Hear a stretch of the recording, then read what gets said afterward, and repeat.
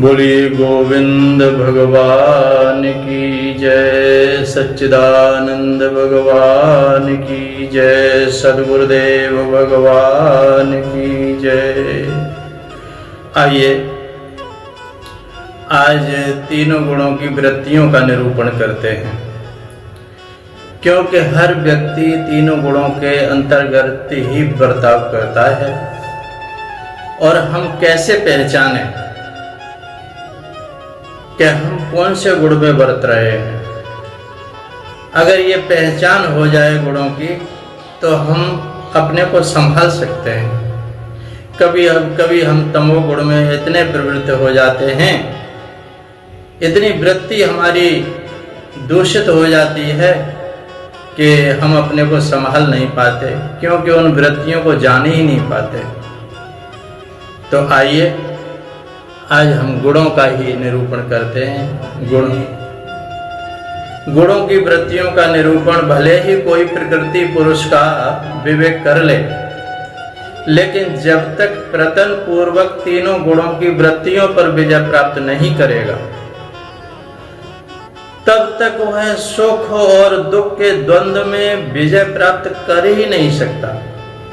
इसलिए गुणों के अनुसार जो जो वृत्तियां आती हैं, उनका अलगाव करके वर्णन करने के लिए अब हम आपको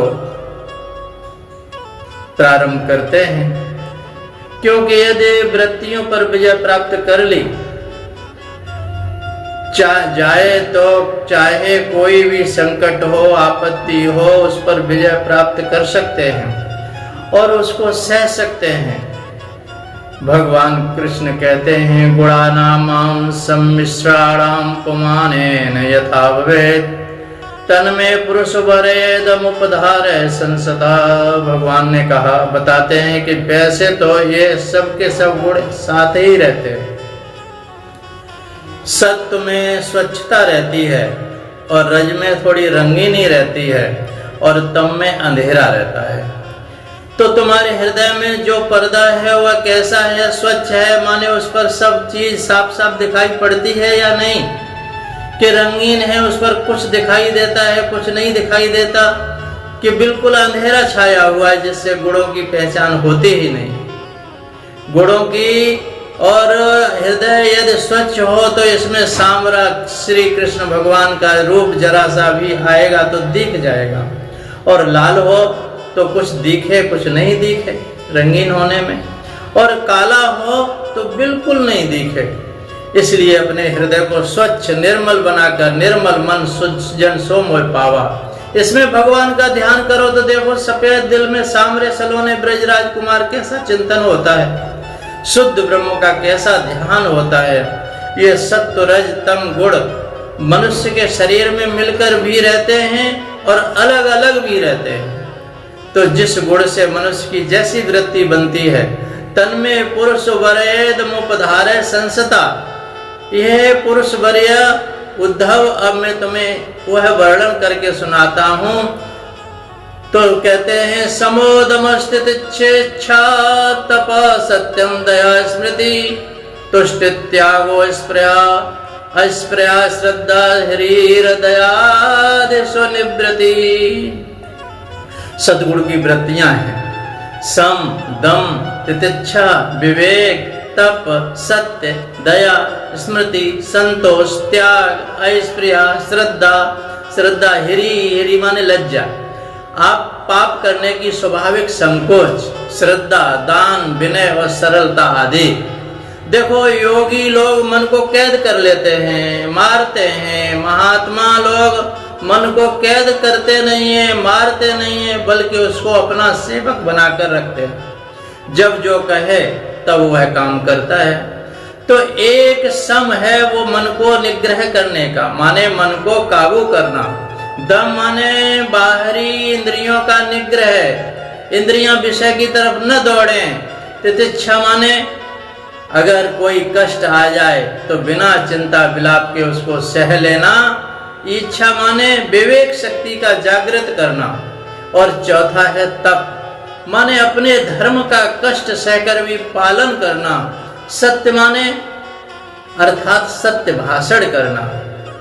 दुखी पर दया करना, और स्मृति माने कोई काम करना हो, कुछ करना हो तो आगे पीछे की बात सोच कर करना। तुष्टि, थोड़े से में संतोष करना, और नवा त्याग करना अर्थात खर्च करना भी सीखना है।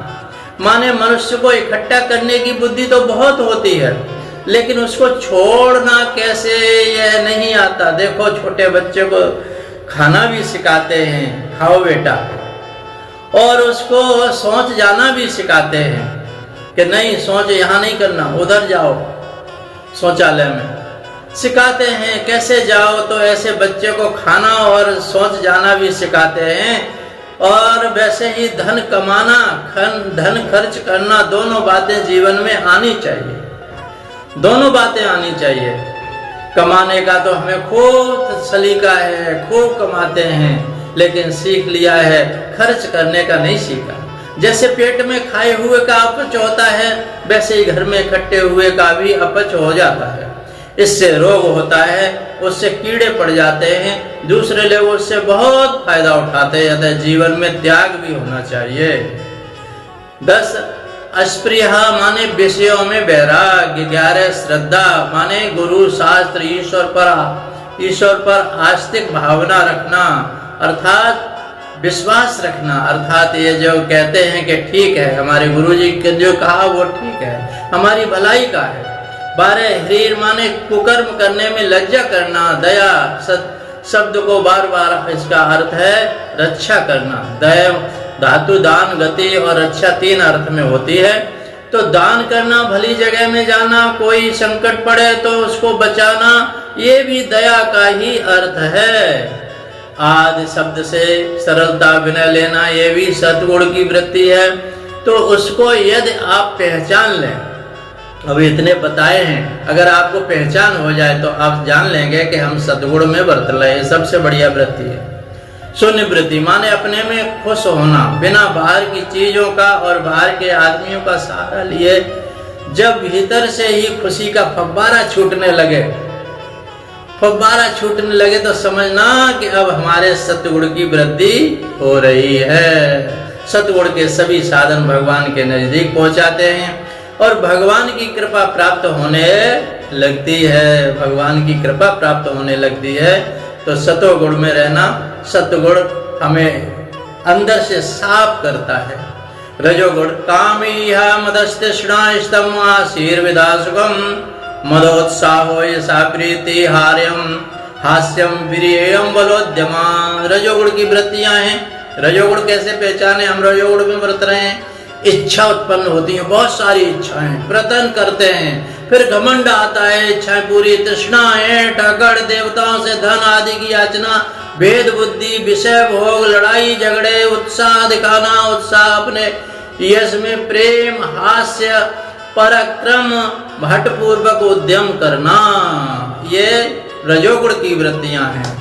काम माने मन में इच्छाएं आवे तो ईहा माने बहुत काम करने की, बहुत इकट्ठा करने की इच्छा हो मन में। तो मद माने बहुत नशा छा जाए, घमंड हो जाए कि हमारे बराबर कौन है, दूसरे को नीचा दिखाना ही मद है। तृष्णा अर्थात चीज मिलती भी जा रही है लेकिन मन में संतोष नहीं है। तृष्णा माने जब आदमी को प्यास लगती है ना, प्यास का रोग हो जाता है, एक प्यास का रोग भी हो जाता है। एक ऐसा रोग होता है कि जिसमें पानी पीते जाओ लेकिन प्यास बुझती ही नहीं, तो वैद्य लोग उसे तृष्णा रोग कहते हैं, तृषा। अतः जैसे गले में तृष्णा रोग होता है, वैसे ही सब मन में तृष्णा होती है।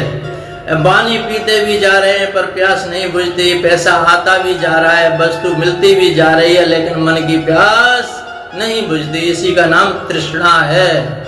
स्तंभ माने खंबे की तरह खड़े हैं, खम्मा जैसे कभी किसी के सामने झुकता ही नहीं है, अपने गुरुजनों के सामने भी नहीं झुकता, माता पिता के सामने नहीं झुकता, बड़े जनों के सामने नहीं झुकता, तो स्तंभ की तरह खड़ा रहता है। वह मनुष्य भी स्तंभ है। आशा माने हमको यह मिल जाए, यह देवता राजा से बारंबार प्रार्थना करना, इनका नाम आशा है। विदा माने अपने सुख और दूसरे के सुख में भेद करना। जैसे कोई स्त्री भोजन परसने लगे तो मलाई हो वह तो अपने पति को परस दे, और देवर को नीचे का दूध परस दिया, वह भेद हो गया भेद। तो ऐसा भेद रजोगुण से आता है। अपने बच्चे को अच्छा खिला दिया, दूसरे के बच्चे को खराब। अब ऐसा करने की जिसको आदत पड़ जाए वह स्वार्थ भाव में क्या करेगा। यदि चीज थोड़ी होगी तो वह अपने पति को न दे करके खुद खा लेगी। रजोगुण से आता है ये। रजोगुणी होगी वृत्ति तो रजोगुण से ये आ जाएगा, नहीं तो दूसरे को खिला देगा, अपनी चिंता नहीं होता है। तो भेदा माने बर्ताव में भेद, यह कहाँ से आता है? यह अपने बेटे को भी न देखकर खुद खा लेगी, लेकिन क्योंकि ज्यादा प्रेम तो अपने आप से सुख माने, विषय भोग की लालसा मदोत्साह माने, तथा लड़ाई युद्ध करने में खूब उत्साह मन में आवे, गालियां देने में ईर्षा प्रीति अर्थात हमारा यश खूब बढ़े। हास्य माने जरूरत से ज्यादा हंसी आवे। अकारण हास्य को अच्छा नहीं मानते, अकारण ही हंसता रहे। बाल के सकित्तम अकारण हास्यम, बच्चों से ज्यादा दोस्ती और बेमतलब हंसना अच्छा नहीं है। और यदि बोलना और हंसना दोनों ही एक साथ मिल जाए तो उसे मूर्खता का लक्षण मानते हैं।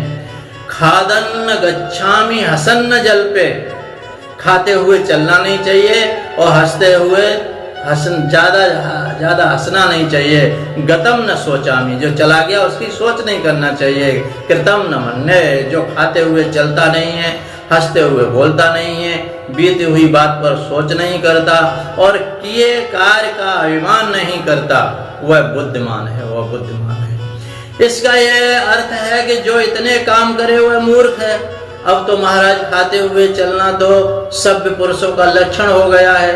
कहीं शादी में जाते हैं तो चलते ही चलते खाते हैं, वह मूर्खों का लक्षण नहीं रहा। मैंने देखा कि जब बड़े बड़े साहब लोग बड़ी कहीं पार्टियों में जाते हैं, बड़े बड़े शादियों में जाते हैं, तो घूमते घूमते ही खाते हैं, लेते हैं, खाते हैं, चलते हैं, खाने को श्रेष्ठ मानते हैं। तो मूर्खों के लक्षणों में तो उसको थोड़ा बदल दिया जाएगा। पहले गधे की सवारी को मूर्खता का ही लक्षण मानते थे, पर वह तो लक्षण कुंभ के सिवाय सब जगह के लिए था। बाल सकित्तम अकारण हास्यम, स्त्री सुविवादो असज्जन सेवा, गर्दवायानम असंस्कृत वाणी, सत्सु नरो लघुतामुपयाति। बालक के साथ मैत्री, बालक को प्यार करो लेकिन मित्रता बाल।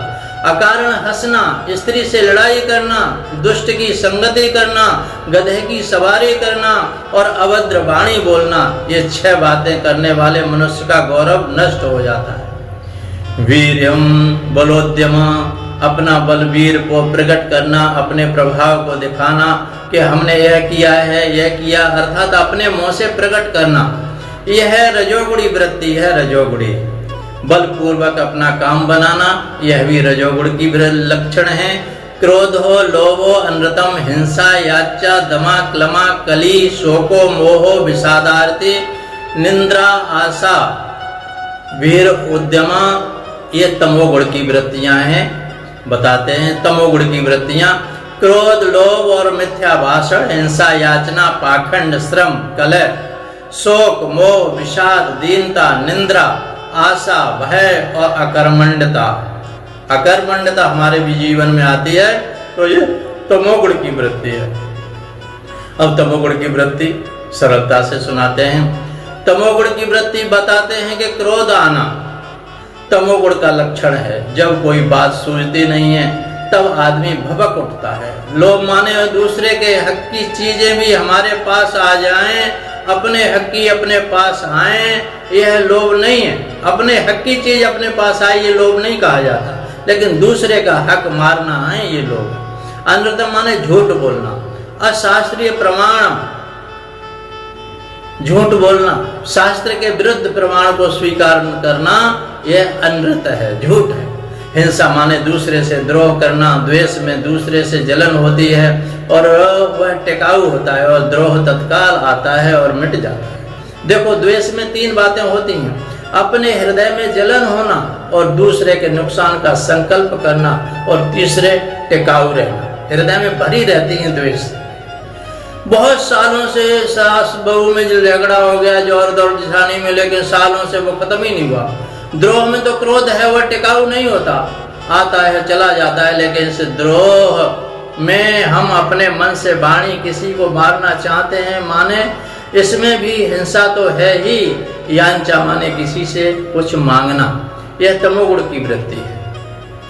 दम्भ अपने को बड़ा धर्मात्मा होकर प्रकट करना, अपने किए हुए धर्म का बखान करना और जल्दी जल्दी क्लांत हो जाना, किसी से लड़ाई करना, शोक मोह करना, बहुत देर तक किसी बात को सोचते रहना, बार बार भूल हो जाना, विषाद होना, आर्त अर्थात दुख, दैन्य, निद्रा, तंद्रा, आशा अर्थात हमको यह मिल जाए, ऐसी चीजें बात में डर, और ये ऐसी, इसको कहते हैं आशाएं, लगी हुई हैं आशाएं। आशा 5 सतैर्बद्ध। इच्छा न होना माने जड़ता में पड़े रहना सब तमोगुण की वृत्ति हैं। इस प्रकार क्रम से सतगुण, रजोगुण और तमोगुण की अधिकांश वृत्तियों को पृथक पृथक वर्णन किया गया। आप समझ सकते हैं, इसको बार बार सुनेंगे तो समझ में आ जाएगी, और आकर के जैसे ही हमारी वृत्ति उत्पन्न होती है तो हम समझ जाएंगे कि हम किस गुण में बरत रहे हैं। अगर सतोगुण में बरत रहे हैं तो भगवान के पास पहुंच रहे हैं, रजोगुण में बरत रहे हैं तो मध्य में। रजोगुण थोड़ा भगवान की तरफ चलता है और थोड़ा संसार की तरफ चलता है, संसार की चीजों को भी बटोरना चाहता है, भगवान को भी चाहता है, लेकिन तमोगुण तो भगवान से बहुत दूर ले जाता है, नरक आदियों में गिरा देता है। तो ये वृत्तियों को आप जान करके अपने जीवन में सतोगुण, और सतोगुण से स्वच्छ हृदय भगवान को पाता है। इतना ही कह करके वाणी को विराम। बोलिए सच्चिदानंद भगवान की जय।